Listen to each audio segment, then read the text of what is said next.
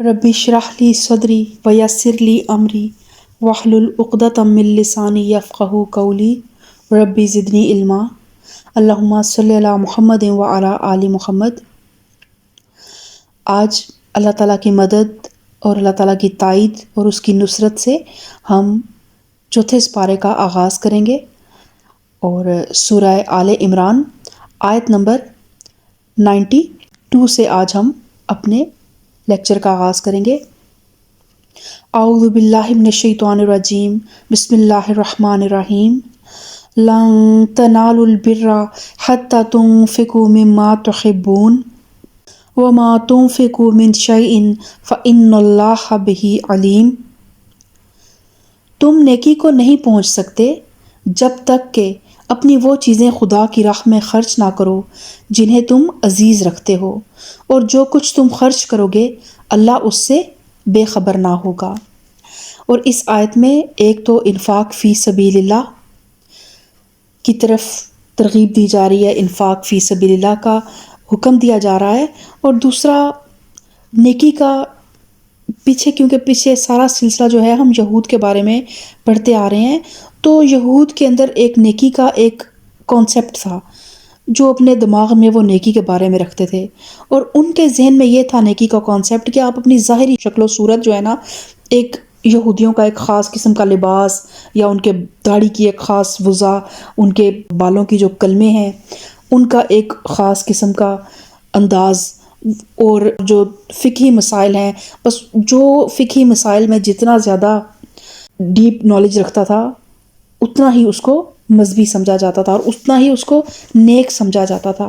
اور حالانکہ ان کے فقہی مسائل بھی ایسے تھے جو وہ ان میں بہت سی تحریفات کر چکے تھے، اور ان کی اپنی مشگافیوں کا وہ ثمر تھے۔ تو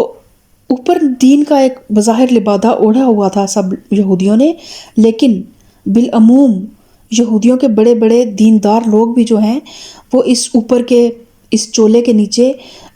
اندر سے ان کے جو ہیں لوگ وہ تنگ دلی، حرص، بخل، حق پوشی اور حق فروشی کے عیب انہوں نے اپنے اندر چھپائے ہوئے تھے، اور عام لوگ ان کو سمجھتی تھی کہ وہ بہت نیک ہیں۔ اور اسی غلط فہمی کو دور کرنے کے لیے انہیں بتایا جا رہا ہے کہ نیک انسان ہونے کا مقام ان چیزوں سے بالا تر ہے، ان ظاہری چیزوں سے بہت بالا تر ہے نیکی کا مقام، جن کو تم نے نیکی سمجھ رکھا ہے۔ نیکی کی اصل روح تو اصل میں خدا کی محبت ہے، یعنی اللہ کی ایسی محبت کہ رضائے الہی کے مقابلے میں دنیا کی کوئی چیز عزیز تر نہ ہو۔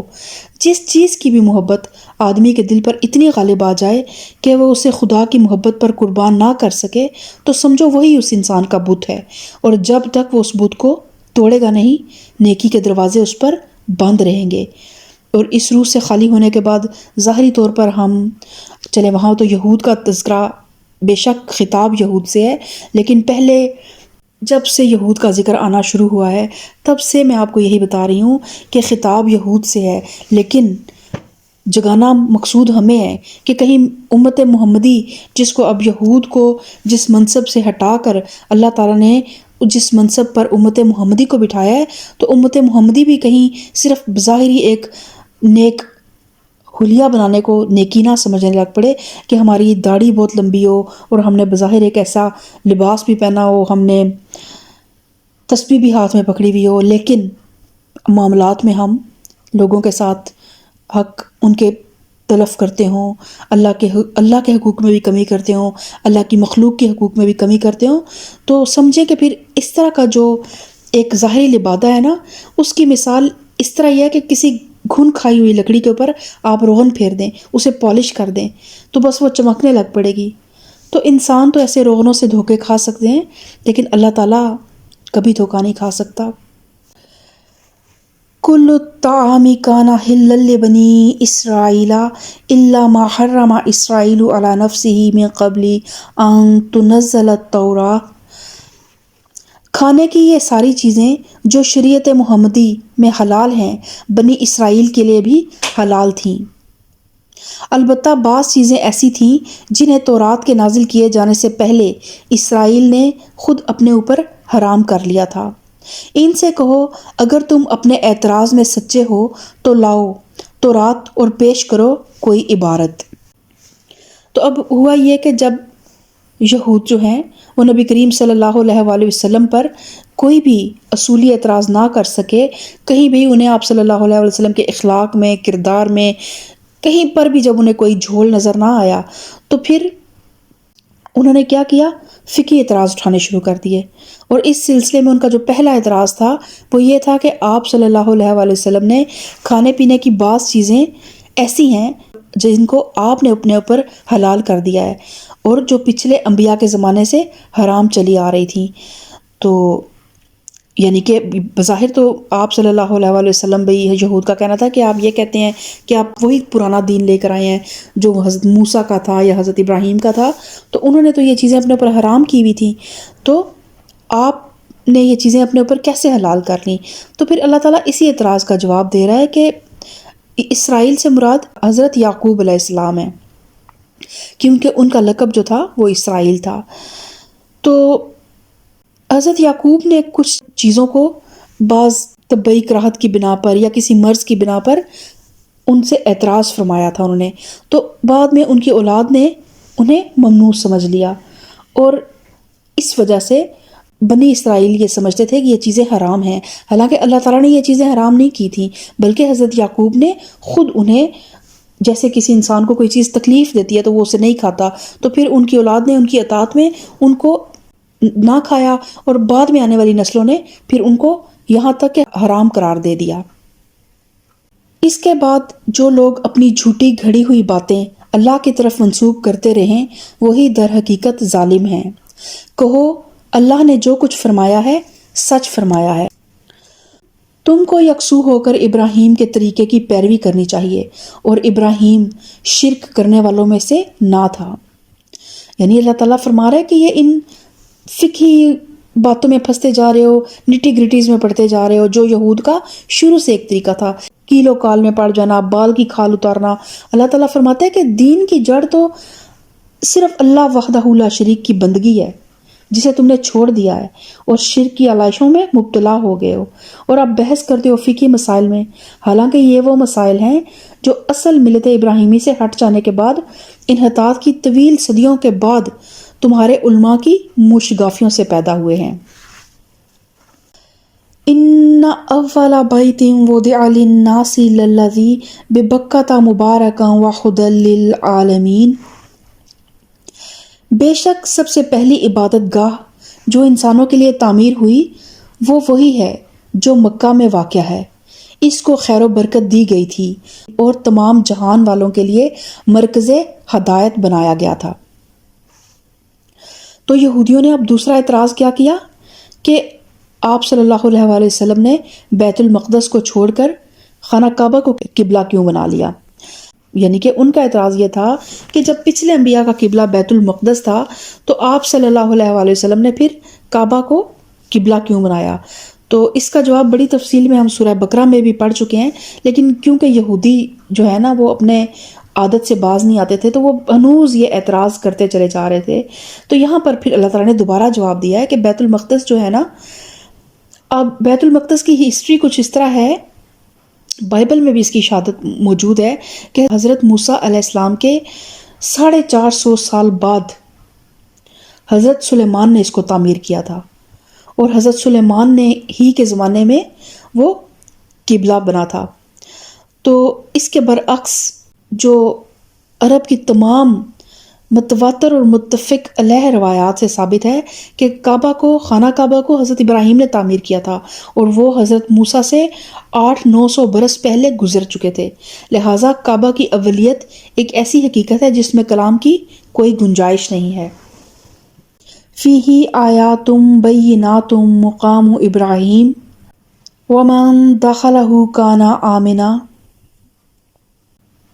اس میں کھلی ہوئی نشانیاں ہیں اور ابراہیم کا مقام عبادت ہے، اور اس کا حال یہ ہے کہ جو اس میں داخل ہوا وہ مامون ہو گیا۔ یعنی اس گھر میں، یعنی خانہ کعبہ میں ایسی واضح نشانیاں پائی جاتی ہیں جن سے یہ ثابت ہوتا ہے کہ اللہ کی جناب میں مقبول اور منظور ہے یہ گھر، اور اسے اللہ نے اپنے گھر کی حیثیت سے پسند فرمایا ہے۔ آپ دیکھیں کہ لک و دک بیابان ہے، اور پھر بھی اللہ نے اس کے جوار میں رہنے والوں کے لیے رزق کی رسانی کا بہترین سے بہترین انتظام کیا، اور نبوت سے پہلے 2500 برس تک جاہلیت کے سبب سارا ملک عرب جو ہے وہ انتہائی بدامنی کی حالت میں مبتلا رہتا تھا، مگر اس فساد بھری سرزمین میں واحد کعبہ اور اطراف کعبہ ہی کا خطہ ایسا تھا جہاں پر امن رہتا تھا، اور بلکہ اسی کعبہ کی یہ برکت تھی کہ سال میں 4 مہینے جو کہ حرام مہینے ہیں، ان کی بدولت پورے ملک کو اس امن میسر آ جاتا تھا، پورے خطے کو۔ اور پھر آپ ابھی تھوڑا ہی عرصہ یہ نبی کریم صلی اللہ علیہ وآلہ وسلم سے تقریباً 50 60 70 سال پہلے ہی ابرہہ کا واقعہ ہو چکا تھا، جبکہ خانہ کعبہ کو گرانے کے لیے اس نے مکہ پر حملہ کیا تو اس کی فوج کس طرح قہر الہی کا شکار ہوئی، اور اس واقعے سے اس وقت عرب کا بچہ بچہ واقف تھا اور وہ چشمدید گواہ تھے اس بات کے۔ تو اس لیے اللہ تعالیٰ کہہ رہے کہ واضح نشانیاں موجود ہیں، اور جو اس گھر میں داخل ہوا وہ مامون ہو گیا، وہ اس لیے کہ جاہلیت کے دور میں بھی نا اس گھر کا اتنا احترام تھا کہ اگر کوئی خون کے پیاسے لوگ بھی وہاں پہ اکٹھے ہو جاتے تھے نا، لیکن جب وہ ایک دوسرے کو دیکھ لیتے تھے تو پھر ایک دوسرے پہ ہاتھ ڈالنے کی جرت نہیں کرتے تھے۔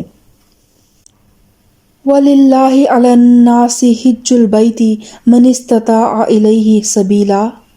وَمَنْ كَفَرَ فَإِنَّ اللَّهَ غَنِيٌّ عَنِ الْعَالَمِينَ۔ لوگوں پر اللہ کا یہ حق ہے کہ جو اس گھر تک پہنچنے کی استطاعت رکھتا ہو وہ اس کا حج کرے، اور جو کوئی اس حکم کی پیروی سے انکار کرے تو اسے معلوم ہو جانا چاہیے کہ اللہ تمام دنیا والوں سے بے نیاز ہے۔ قُلْ يَا أَهْلَ الْكِتَابِ لِمَ تَكْفُرُونَ بِآيَاتِ اللَّهِ وَاللَّهُ شَهِيدٌ عَلَى مَا تَعْمَلُونَ۔ کہو اے اہل کتاب، تم کیوں اللہ کی باتیں ماننے سے انکار کرتے ہو؟ جو حرکتیں تم کر رہے ہو اللہ سب کچھ دیکھ رہا ہے۔ کہو اے اہل کتاب، یہ تمہاری کیا روش ہے کہ جو اللہ کی بات مانتا ہے اسے بھی تم اللہ کے راستے سے روکتے ہو اور چاہتے ہو کہ وہ ٹیڑھی راہ پر چل پڑے، حالانکہ تم خود گواہ ہو، یعنی کہ اس کے راہ راست پر ہونے کے تم گواہ ہو۔ یا ایھا الذین آمنوا ان تطیعوا فریقا من الذین اوتوا الکتاب یردوکم بعد ایمانکم کافرین۔ اے لوگو جو ایمان لائے ہو، اگر تم نے ان اہل کتاب میں سے ایک گروہ کی بات مانی تو یہ تمہیں ایمان سے کفر کی طرف پھیر لے جائیں گے۔ تمہارے لیے کفر کی طرف جانے کا اب کیا موقع باقی ہے، جب کہ تم کو اللہ کی آیات سنائی جا رہی ہیں اور تمہارے درمیان اس کا رسول موجود ہے۔ جو اللہ کا دامن مضبوطی کے ساتھ تھامے گا وہ ضرور راہ راست پا لے گا۔ تو یہاں پر پھر وہی بات ہے کہ خطاب بے شک اہل کتاب سے ہے، لیکن یہ آیت ہر مسلمان کے لیے بھی ہے کہ جب تمہارے درمیان اللہ کا رسول آ چکا ہے اور تم تک حق پہنچ چکا ہے تو اب تمہارے پاس کون سا موقع باقی ہے کہ تم ان اہل کتاب، ان کی چکا چوند زندگیوں سے تم متاثر ہو جاؤ۔ ان مغرب کی روشنیوں میں کچھ بھی نہیں ہے، یہ روشنیاں نہیں ہیں، یہ آگ ہے۔ تو اس آگ سے اپنے آپ کو بھی بچائیں، اپنی آنے والی نسلوں کو بھی بچائیں، اور اپنے بچوں کو، اپنے عورتوں کو، ہر امت مسلمہ کے ہر فرد کو یہ چاہیے کہ وہ قرآن سے جڑ جائے، کیونکہ اللہ تعالیٰ کیا فرماتا ہے کہ جو اللہ کا دامن مضبوطی کے ساتھ تھامے گا وہ ضرور راہ راست پا لے گا۔ تو اللہ کا دامن کیا ہے؟ اللہ کا دامن یہ قرآن ہے، اور آپ صلی اللہ علیہ وآلہ وسلم کی سیرت، آپ کی سنت، یہ اللہ کا دامن ہے۔ یا ایھا الذین آمنوا اتقوا اللہ حق تقاتہ ولا تموتن الا وانتم مسلمون۔ اے لوگو جو ایمان لائے ہو، اللہ سے ڈرو جیسا کہ اس سے ڈرنے کا حق ہے، تم کو موت نہ آئے مگر اس حال میں کہ تم مسلم ہو، یعنی مرتے دم تک اللہ کی فرما برداری اور وفاداری پر قائم رہو۔ جتنے بھی ہلا دینے والے مرحلے آ جائیں زندگی میں، ایمان کی جتنی مرضی آزمائشیں آ جائیں، جو کچھ بھی ہو جائے، لیکن اس راستے پہ اگر چل پڑیں تو اگر آپ بھاگ نہیں سکتے تو چلیں، اور چل نہیں سکتے تو رینگ نہیں سکتے تو اپنے آپ کو گھسیٹ کر اس راستے پر چلائیں، لیکن اس راستے پہ آنے کے بعد کبھی بھی واپسی کا نہ سوچیں، کیونکہ جو بھی انسان اس راستے سے واقف ہوتا ہے اسے سوائے دھتکار کے اور کچھ بھی نہیں ملتا، نہ دنیا میں اس کے ہاتھ میں کچھ آتا ہے اور نہ آخرت میں اس کے ہاتھ میں کچھ آتا ہے۔ دیکھیں، ایک وہ لوگ ہیں جنہیں حق کا پتہ ہی نہیں چلا اور وہ ابھی اس راستے پہ نہیں آئے، ان کا معاملہ اللہ تعالیٰ کے پاس ہے۔ اللہ تعالیٰ جب چاہتا ہے کسی کو ہدایت دے دیتا ہے۔ لیکن اب جو لوگ اللہ تعالیٰ آپ یہ لیکچر سن رہے ہیں، آپ کو کیا لگتا ہے کہ یہ رینڈملی ہو گیا کہ آپ نے بٹن دبایا اور یہ لیکچر آپ نے سننے لگ پڑے؟ اللہ تعالیٰ ہمارے جسم کا ایک ایک عضو اللہ کے حکم سے چلتا ہے۔ اللہ تعالیٰ نے آپ سے اگر یہ دین کے کسی بھی، قرآن کی، حدیث کی کسی بھی اگر آپ آیات کو سن رہے ہیں اور وہ آیات کو آپ نے سننے کے بعد یہ محسوس کر رہے ہیں کہ یہ بالکل برحق ہیں، تو پھر جب آپ ان کو حق کو پہچان لینے کے بعد جب حق کا انکار کریں گے تو پھر اللہ تعالیٰ نے پیچھے آیات میں ہم پڑھ چکے ہیں کہ پھر ان کے لیے دردناک عذاب ہے اللہ تعالیٰ کی طرف سے۔ وَاعْتَصِمُوا بِحَبْلِ اللَّهِ جَمِيعًا وَلَا تَفَرَّقُوا وَاذْكُرُوا نِعْمَةَ اللَّهِ عَلَيْكُمْ إِذْ كُنْتُمْ أَعْدَاءً فَأَلَّفَ بَيْنَ قُلُوبِكُمْ فَأَصْبَحْتُمْ بِنِعْمَتِهِ إِخْوَانًا وَكُنْتُمْ عَلَى شَفَا حُفْرَةٍ مِّنَ النَّارِ فَأَنقَذَكُم مِّنْهَا كَذَلِكَ يُبَيِّنُ اللَّهُ لَكُمْ آيَاتِهِ لَعَلَّكُمْ تَهْتَدُونَ۔ سب مل کر اللہ کی رسی کو مضبوطی سے پکڑ لو اور تفرقے میں نہ پڑو۔ اور اللہ کی رسی سے مراد اللہ کا دین ہے، اور اس کو رسی سے اس لیے تعبیر کیا گیا ہے کہ یہی وہ رشتہ ہے جو ایک طرف اہل ایمان کا تعلق اللہ سے قائم کرتا ہے اور دوسری طرف تمام ایمان لانے والوں کو باہم ملا کر ایک جماعت بناتا ہے۔ اس رسی کو مضبوط پکڑنے کا مطلب یہ ہے کہ مسلمانوں کی نگاہ میں اصل اہمیت صرف دین کی ہو، اللہ کی ہو، اس کے رسول کی ہو، اسی سے ان کو دلچسپی ہو، اسی کی اقامت میں وہ کوشاں رہیں اور اسی کی خدمت کے لیے وہ آپس میں تعاون کرتے رہیں۔ جہاں دین کی اساسی تعلیمات اور اس کی اقامت کے نصب العین سے مسلمان ہٹے اور ان کی توجہ یا ان کی دلچسپیاں دنیا کی طرف مائل ہوئیں، تو پھر لازماً وہی تفرقہ اور وہی اختلاف رونما ہو جائے گا جو اس سے پہلے انبیاء علیہم السلام کی امتوں کو ان کے اصل مقصد حیات سے منحرف کر کے دنیا اور آخرت کی رسوائیوں میں مبتلا کر چکا ہے۔ اللہ کے اس احسان کو یاد رکھو جو اس نے تم پر کیا ہے۔ تم ایک دوسرے کے دشمن تھے، اس نے تمہارے دل جوڑ دیے اور اس کے فضل و کرم سے تم بھائی بھائی بن گئے۔ تم آگ سے بھرے ہوئے ایک گڑھے کے کنارے پر کھڑے تھے، اللہ نے تم کو اس سے بچا لیا۔ اس طرح اللہ اپنی نشانیاں تمہارے سامنے روشن کرتا ہے، شاید کہ ان علامتوں سے تمہیں اپنی فلاح کا سیدھا راستہ نظر آئے۔ تو یہ اس آیت میں اللہ تعالیٰ اس حالات کی طرف اشارہ کر رہا ہے کہ جب اسلام سے پہلے اہل عرب جن حالات میں رہتے تھے، قبائل کی باہمی عداوتیں، بات بات پر ان کی لڑائیاں اور شب و روز کے کشت و خون، جس کی وجہ سے قریب تھا کہ پوری عرب قوم نیست و نابود ہو جاتی، اور اس آگ میں جل مرنے سے اگر کسی چیز نے انہیں بچایا تو وہ یہی نعمت اسلام تھی۔ اور یہ آیات جس وقت نازل ہوئی اس سے تقریباً 3-4 سال پہلے مدینے کے لوگ مسلمان ہوئے تھے، اور اسلام کی یہ جیتی جاگتی نعمت سب دیکھ رہے تھے کہ ایک عرب کے 2 قبائل تھے، اوس اور خزرج، اور وہ قبیلے ایسے تھے کہ وہ سال ہر سال سے ایک دوسرے کے خون کے پیاسے تھے، اور ان کی جنگیں اس طرح دشمنیاں چلتی تھیں کہ ان کی نسلیں ختم ہو جاتی تھیں انتقام کے چکر میں۔ تو اللہ تعالیٰ نے ان اوس اور خزرج کو اسلام کی نعمت سے باہم شیر و شکر کر دیا، اور یہ دونوں قبیلے مکے سے آنے والے مہاجرین کے ساتھ ایسے بے نظیر ایثار اور محبت کا برتاؤ کر رہے تھے کہ جو ایک خاندان کے لوگ بھی آپس میں نہیں کر سکتے۔ اور یہ سب فضل تھا، یہ سب ثمرات تھے، یہ سب فیوز تھے، یہ سب برکات تھیں ایمان کی، اسلام کی، قرآن کی اور نبی کریم صلی اللہ علیہ وسلم کی موجودگی کی۔